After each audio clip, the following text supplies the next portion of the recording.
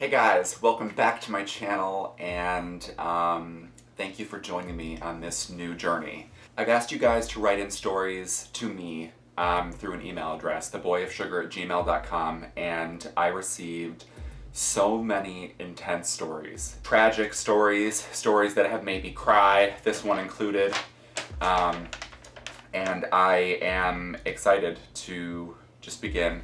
This first story comes from my friend, actually from high school, Shauna Blue Eye. This is her story. There is a saying among medical professionals that when you hear hoofbeats, look for horses, not zebras. It makes sense to look for the most obvious answer to medical issues, but what happens when the most obvious answer doesn't fit? What happens when what you're hearing are really zebras?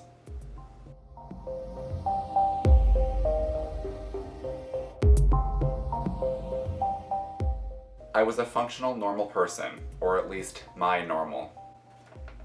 I was diagnosed with Ehlers-Danlos syndrome a couple years before, a genetic connective tissue disorder which causes chronic pain and joint dislocation.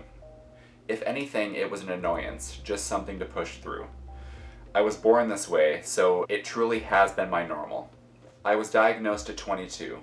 There were many nights of looking up info and joining Facebook groups. The EDS community has adopted the zebra as its mascot due to the fact that EDS goes misdiagnosed or patients' symptoms get dismissed.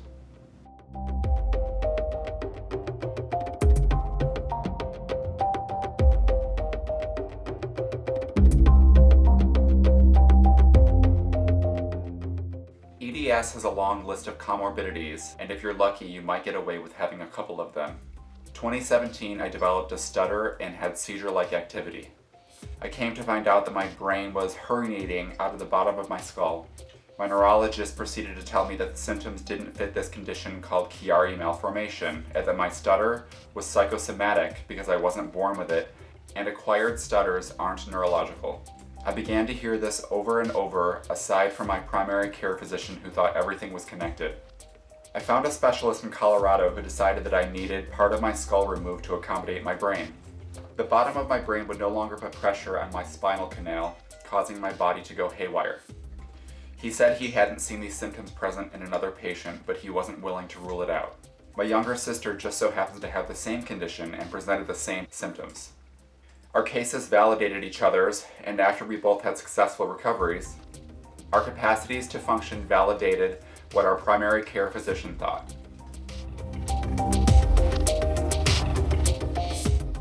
Everything was fine until almost a year after surgery. Symptoms reappeared with a vengeance.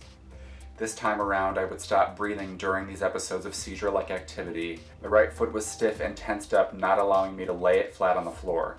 It was exhausting having to walk with a cane. My speech was almost unintelligible, but not being able to breathe absolutely terrified me. Having an issue with my decompression surgery was quickly ruled out. I knew what was coming, and the first couple of doctors proved me right. The consensus was that I needed therapy, and that nothing abnormal was seen on my testing or imaging.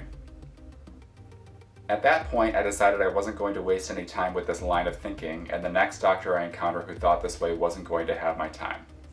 I was determined to walk out if need be. What I didn't anticipate was having a doctor that wouldn't be okay with me leaving. I ran into such a doctor who told me I couldn't leave after respectfully trying to leave. The doctor then said, "You don't have to respect. I don't care if you do or not, but you will stay and listen to what I have to say." I was taken back, as anyone would be. I felt like a child being chastised by the patriarch of the house. I began shaking and yelling and crying in anger, not caring if I was heard by other patients. After that experience, it was time to start looking out of state for answers.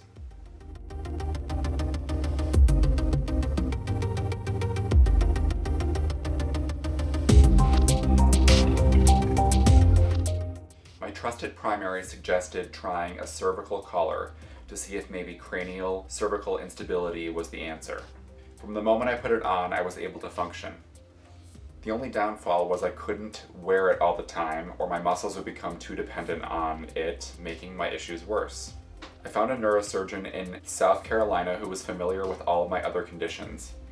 At first, my appointment went as all my other appointments should have gone. He looked at my imaging and said, I know what you have. You diagnosed me with cervical medullary syndrome caused by cranial cervical instability. The instability between my head and neck was kinking and compacting my brainstem. All linked back to the fact that my connective tissue wasn't keeping anything in place thanks to EDS. The solution was fusion from my skull to C3, which I had on Friday the 13th. As the pattern has gone, I was functional, but only for a period of time. I'm symptomatic again, going back down to South Carolina to get answers in about a week. No matter the outcome, I'm hopeful for the future.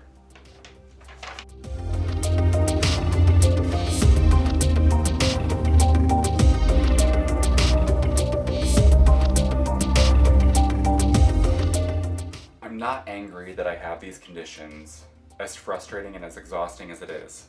At the root of these issues are my genes, the same genes that are part of what make me who I am.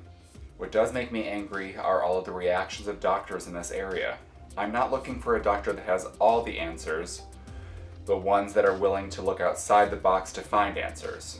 I often wonder what would happen to me if I would have listened and not sought out other doctors in different states, or maybe if I was a man, maybe I wouldn't have been looked at as just a hysterical woman.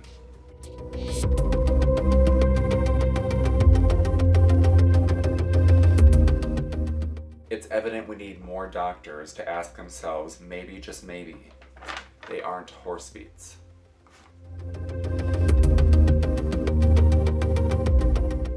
This look is very complex. I have an EKG heart monitor going down my face, and then it slowly turns into a winding path. The winding path has hoof prints, and at the very end, there is a zebra. The statement says, she found a doctor that heard a zebra too. Just to wrap up your story, Shauna, I just want to say that I'm really sorry about what you went through. I definitely used a lot of metaphors to bring your story together in this body painting. To anyone out there that is dealing with an issue like Shauna's, I'm really sorry to hear that that's what you're going through. I can't even imagine going through half of what you went through and what you're still going through. I mean, it's like crazy. You have some serious strength, girl, to wake up every single day and, you can't function the way that you used to function for like decades, and then all of a sudden it just stops. I can't even fathom that. I'm sure that most of the people that are watching this can't fathom that. I just feel like we can all learn from her story. You can't always trust the medical, professional's opinion right off the bat. I'm going to post a link below to a GoFundMe page for Shauna and some of the medical expenses that she's been facing because of her diagnosis. And, any little bit helps. Thank you so much for watching, and I know that Shauna appreciates you guys watching too, and to hear her out and hear her story. I can't wait to tell the next story.